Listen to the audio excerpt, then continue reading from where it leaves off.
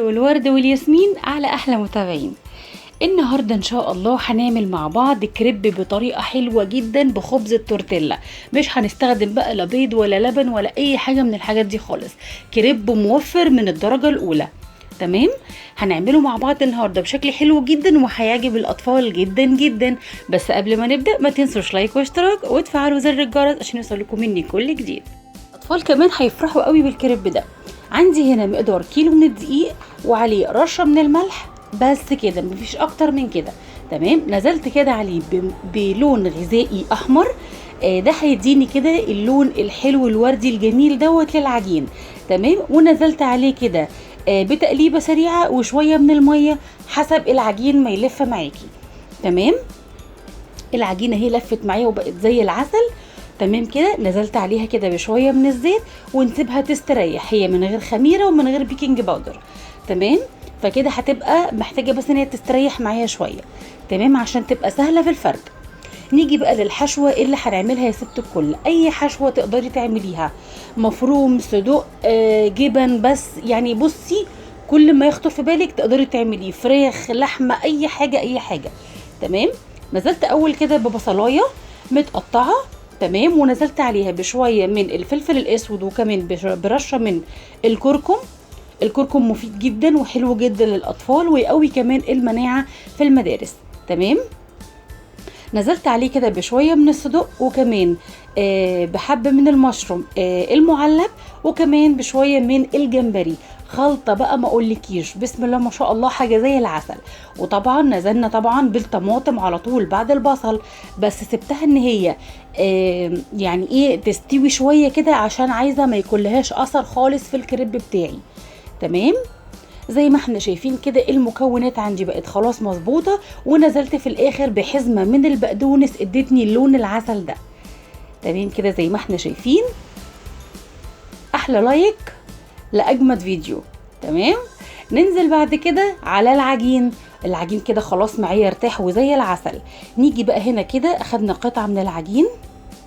تمام، وهنبتدي ان احنا نفردها كده واحده واحده في الصينيه بتاعتنا. تمام، طبعا نكون دهنين بس كده دهنه بسيطه خالص من الزيت في الصينيه. وعادي خالص لو العجين اتقطع مني حته كده مفيش اي حاجه هتبان، كله هيتدارى. تمام، نفضل كده ان احنا نمط معانا العجين كل ما يرتاح معاكي كل ما يبقى شبه الاستك كده وتلاقيه ان هو بيفرد معاكي زي الفطير بالظبط. تمام يا حبايبي، نزلت بيه كده على عين البوتاجاز على طول. وزي ما احنا شايفين بينتفخ معايا، بس انا مش محتاج ان هو ينتفخ ولا حاجه. تمام، بصوا الجمال، هو كده الكريبايه استوت معايا. كريب بخبز التورتيلا يعني حاجه كده زي العسل. اولا بيفرق ان الخبز نفسه بيكون ماسك نفسه معاكي، لكن بحس بصراحه ان عيش الكريب بيكون طري كده ويعني مش بيمسك كده او بيلم الحشوه معايا.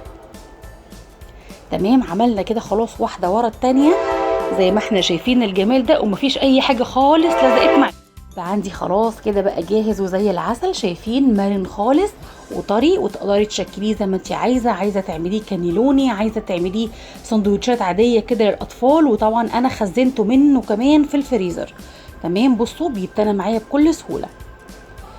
تقدري تعملي الكميه اللي تناسبك وتحطيها في الفريزر في اي وقت تعوزي تطلعي منه يهدى شويه تستخدمي على طول زي الفل. ولو كمان عايزه تديه لفه في الميكرويف هيطلع معاكي سخن كانك لسه عاملاه. تمام، زي ما قلت كده يا حبايبي اي حشوه تقدري تحطيها للكريب بتاعك. تمام، المكون اللي هيمسك معايا الحشوه عشان ما تقعش، طبعا الاطفال بتبهدل الدنيا زي ما احنا عارفين، ربنا يخليهم ويحفظهم. تمام، هننزل كده اول حاجه بالجبنه الموتزاريلا بتاعتي. طبعا دي عشق الاطفال ان انتي تعمليها كده والمطه وبصوا بيهيسوا. تمام، نزلت كده بشويه من الجبنه الموتزاريلا وكمان عليها شويه من الكاتشب. وننزل كمان بشويه من الحشوه بتاعتي. زي ما قلت لك يا ست كل اي حشوه انت عايزاها اعمليها. تمام، وما تحطيش الحشوه عند حرف الكريب من بره عشان ما يقعش منك حتى وانتي بتحمصيه كده من الوش. تمام، الفتحه اللي انا عملتها دي طبعا خدتها من عند الحته اللي هي المقطوعه شويه عشان ما فيش اي حاجه خالص تبان معايا. تمام، الخطوة دي احسن في الكريب، بدل ما اعمله تانية ورا تانية والحشوة مظبوطهاش وتقع مني، فكده انا بضمن ان الحشوة عندي ما تقعش خالص. تمام. تنينا اول واحدة في الكريب، وبعد كده حطيت جبنة رومي مع الزيتون، وكمان قفلت، وبعد كده برضو الزيتون مع الجبنة الموتزاريلا، وطلع معايا المثلث العسل ده. شايفين ادي كده، بصوا الجمال، حاجة كده ماسكة نفسها وجميلة جدا، ولا احلى من كده، واللون بجد زي العسل، يعني الكاميرا كمان ظلماه. تمام. نجيب كده المادة الدهنية بتاعتنا، شوية من الزيت صغيرين، وانزل بيهم كده في الطاسة بتاعتي على طول. ماشي. انا كده قلت اعمل معاكم واحدة تانية كمان، مع انها والله سهلة مفيهاش اي حاجة، وانتي طبعا هتعمليها احلى واحلى واحلى. برضو نفس خطواتنا، الجبنة الموتزاريلا وعليها الحشوة الجامدة بتاعتنا وشوية من الكاتشب. طبعا انتي تسألي الطفل بتاعك بقى اعمل لك ايه فيها يا حبيبي وكده، يعني عشان ياكلوا، بس اهم حاجة دي بالهنا والشفا. تمام. برضو بصوا، يعني القصة دي بتاعت الرغيف عندنا او الكريب عندنا، دي بتساعد خالص ان انتي تمسكي او يعني ايه، بتحافظي على الحشوة اللي جواها عشان ما تقعش منك ولا من الطفل. تمام. وشوية كمان كده من الجبنة الرومي مع الزيتون، وطبعا برضو تقدري تحطي له رشة سمسم جوه الحشوة، رشة حبة البركة، الحاجات الحلوة دي المغذية لأطفالنا.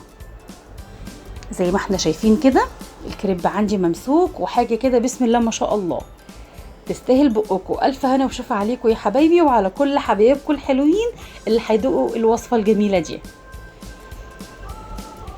طبعا ينفع تعملي الكريبايه تكون اصغر من كده، ان هم ياخدوها معاهم المدارس، برضو هتنفعهم كتير جدا. تمام.